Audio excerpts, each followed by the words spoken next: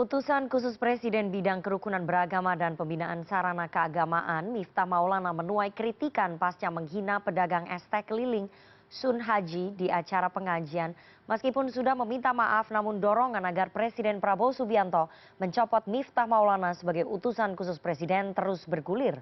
Sore ini kita akan membahasnya dengan tenaga ahli utama Kantor Komunikasi Kepresidenan Ujang Komarudin dan Sekjen Majelis Ulama Indonesia Amir Syah Tambunan. Selamat sore Bapak-Bapak.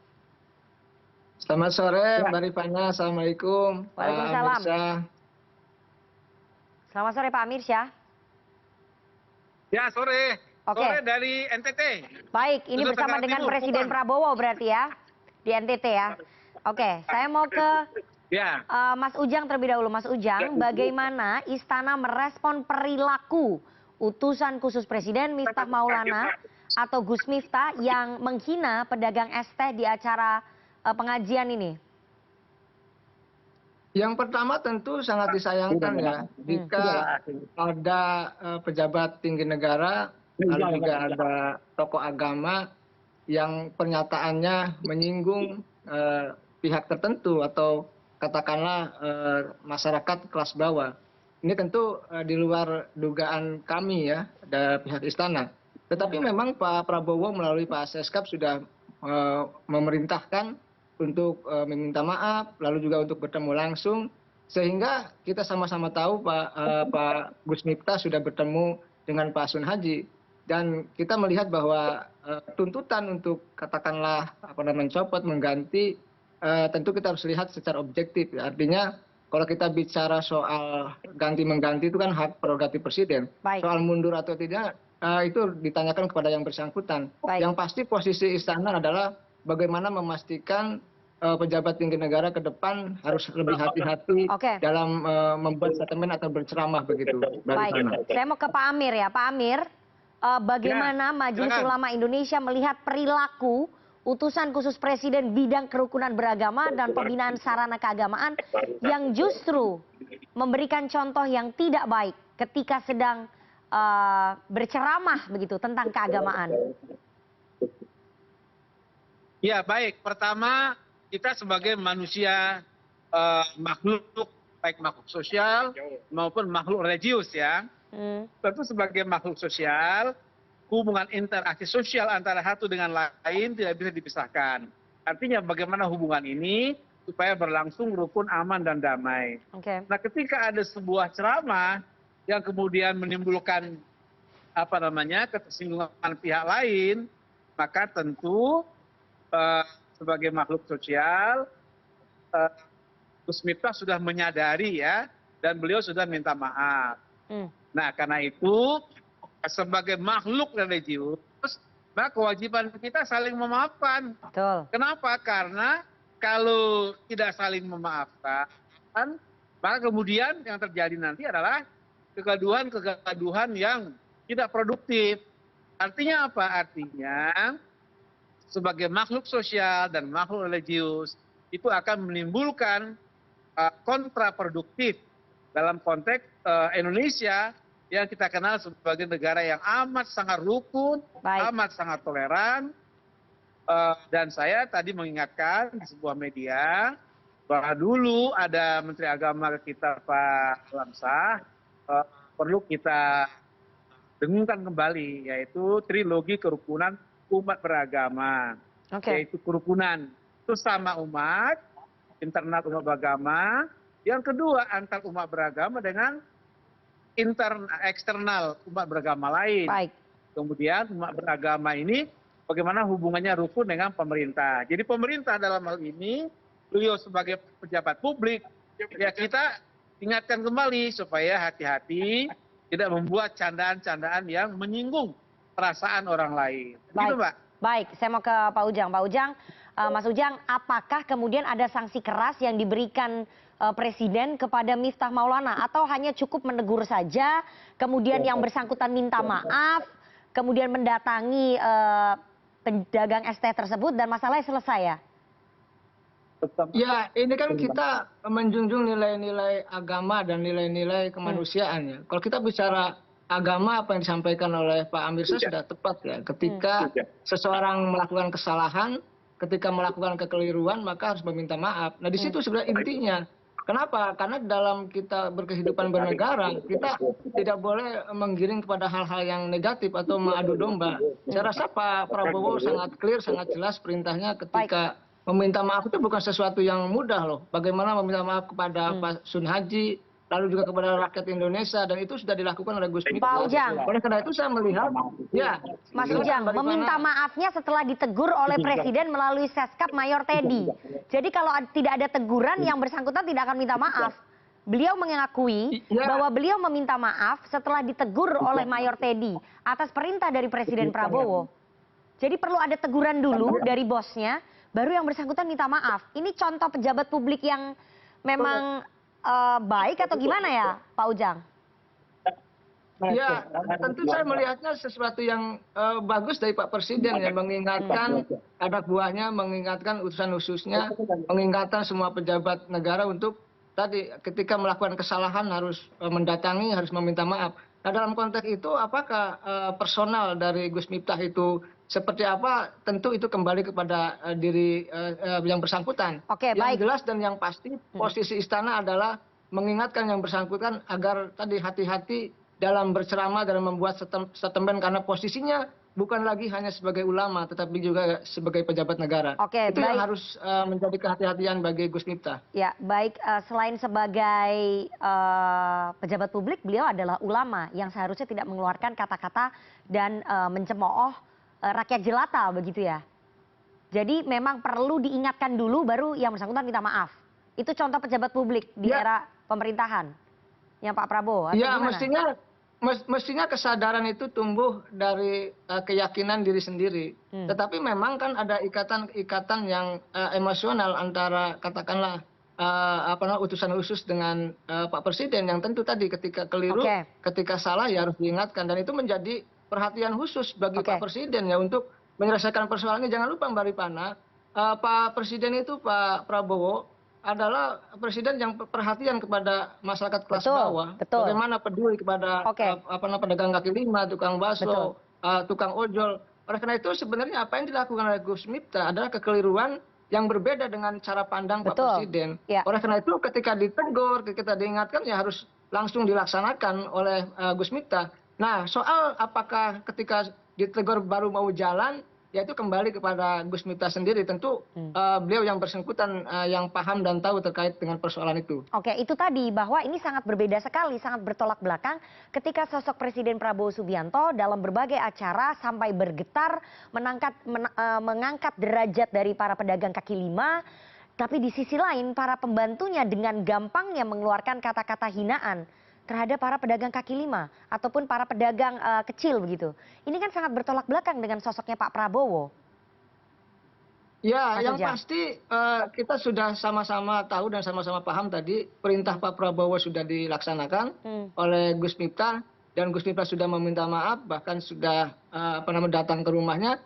Tentu ini adalah sebuah solusi yang baik ya ke depan, bahwa sejatinya tadi istana, Pak Presiden mengingatkan, kita semua mengingatkan, rakyat Indonesia juga mengingatkan kepada Gus Miftah untuk tadi membangun kesadaran diri sendiri agar menjadi pejabat yang menjaga lisannya dalam konteks berceramah maupun dalam konteks mengeluarkan statement. Karena bagaimanapun pejabat itu menjadi teladan, ketika ucapannya salah, keliru, pasti akan berdampak yang tidak bagus bagi publik. Begitu. Baik, saya mau ke Pak Amir. Pak Amir, dari Majelis Ulama Indonesia, apakah cukup dengan meminta maaf saja? Kita tahu hubungan relasi hablum minallah dan juga hablum minanas begitu ya.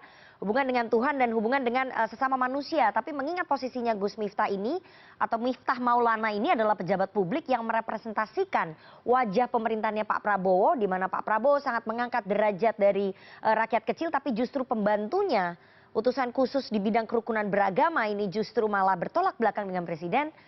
Ini apakah cukup hanya dengan meminta maaf?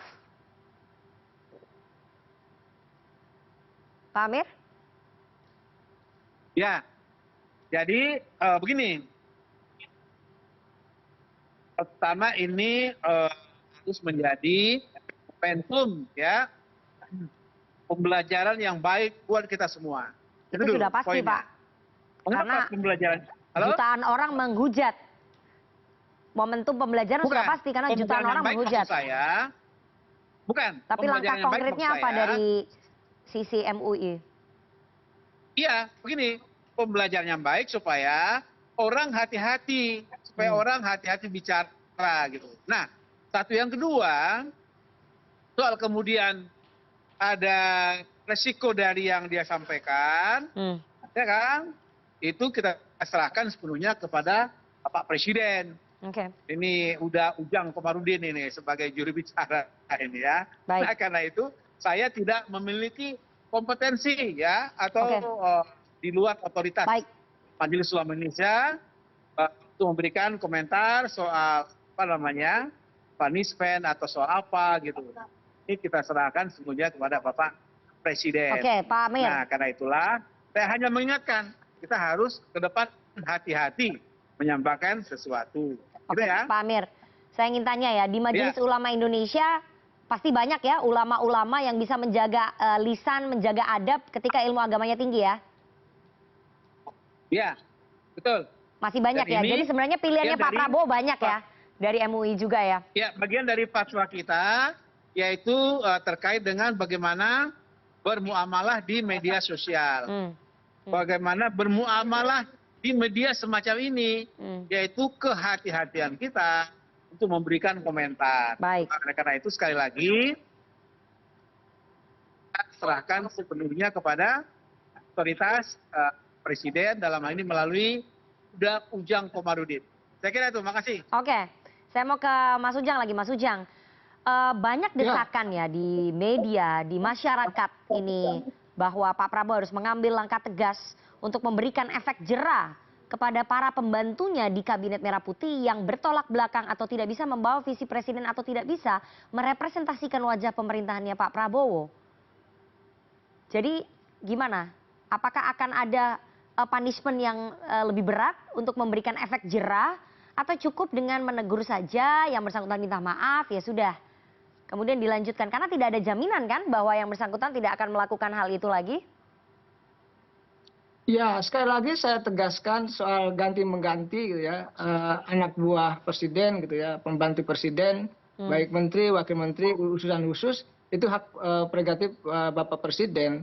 Oleh karena itu, ketika Pak Presiden sudah menginstruksikan, meminta maaf, saya rasa itu jalan yang terbaik ya, jalan yang sudah dilakukan. Karena bagaimanapun tadi kekecewaan publik, kekecewaan masyarakat, masyarakat kelas bawah itu kan harus diobati dengan cara yang santun, dengan cara yang baik.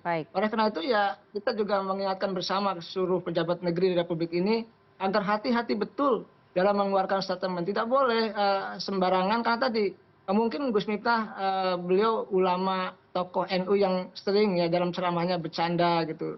Tetapi memang kalau bercandanya kebablasan kan ini yang menjadi persoalan. Oleh karena itu tadi jangan lupa kami semua mengingatkan bahwa Gus Miftah sudah menjadi pejabat publik, pejabat negara yang kata-katanya harus dibatasi, kata-katanya juga jangan sembarangan. Oleh karena itu sekali lagi Mbak Rifana, Pak Presiden fokus menyelesaikan persoalannya dengan win-win solution dengan cara-cara yang terbaik. Meminta maaf bagi Gus Miftah adalah suatu keharusan yang perlu dilakukan dan jangan lupa meminta maaf ke Pak Sun Haji sudah dilakukan dan meminta maaf kepada seluruh rakyat Indonesia juga sudah dilakukan di berbagai macam media. Itulah yang bisa dilakukan oleh sosok Gus Miftah yang tadi yang dianggap merugikan masyarakat kelas bawah. Ini menjadi cerminannya bahwa ke depan semua pejabat tinggi negara harus hati betul dalam konteks berceramah maupun membuat statement. Kenapa? Karena apa yang diucapkannya akan menjadi teladan di saat yang sama juga apa yang diucapkannya juga akan menjadi persoalan di kemudian hari jika salah begitu mengucapkan statement. Mbak Rifana, tentu CNN, saya berterima kasih kepada CNN mengangkat isu ini sebagai bagian evaluasi bagi pejabat tinggi negara agar memang ke depan lebih hati-hati begitu. Baik, Mas Ujang, meskipun evaluasi itu sudah dilakukan, ada teguran, tapi ini kan aspirasi masyarakat berkembang. Pak Prabowo akan menampung aspirasi masyarakat yang menginginkan pencopotannya Gus Miftah? Ya kita tunggu ya, karena itu menjadi hak prerogatif Pak Presiden. Tentu pertimbangan-pertimbangan Pak Presiden sangat objektif, sangat rasional dalam konteks melihat persoalan apapun, termasuk dalam persoalan Gus Miftah. Saya meyakini bahwa mari kita jaga silaturahmi, kita jaga persatuan, apa yang sudah terjadi ya ketika sudah meminta maaf mestinya harus dimaafkan begitu sebagai bagian Dimaafkan daripada itu sudah kita pasti, kaum tapi yang beragama memberikan begitu. contoh kepada masyarakat dan menampung aspirasi masyarakat karena beberapa saat yang lalu keponakan Pak Prabowo Subianto yakni Mas Budi Jiwandono mengatakan bahwa Pak Prabowo akan menampung aspirasi dari masyarakat yang menginginkan Pak Miftah Maulana ini untuk dicopot. Ya, kita tunggu ya apa yang akan lakukan Pak Prabowo karena bagaimanapun tadi hak prerogatif ada di tangan Pak Prabowo. Tentu semuanya kewenangannya ada pada presiden. Baik. Soal mengganti atau tidak yang tahu adalah Tapi Pak Presiden menampung lah ya, begitu. menampung aspirasi masyarakat kan pasti. Ya, semua aspirasi dari warga negara Oke. Indonesia, Baik. semua komponen bangsa, Oke. baik kelas menengah, atas, kelas bawah akan ditampung dan Baik. diperhatikan oleh Pak Presiden begitu. Oke, saya mau ke Pak Amir. Apa saran Majelis Ulama Indonesia bagi pemerintah terutama Presiden Prabowo dalam memilih para pembantunya dan utusan khusus? Apakah harus lebih selektif lagi dalam memilih tokoh tertentu sebagai pejabat publik yang bisa merepresentasikan wajah pemerintahnya Pak Prabowo? Supaya tidak terjadi hal-hal seperti ini. Karena pasti tentu harus lebih selektif lagi memilih perilaku dari para pembantunya nih Pak Prabowo.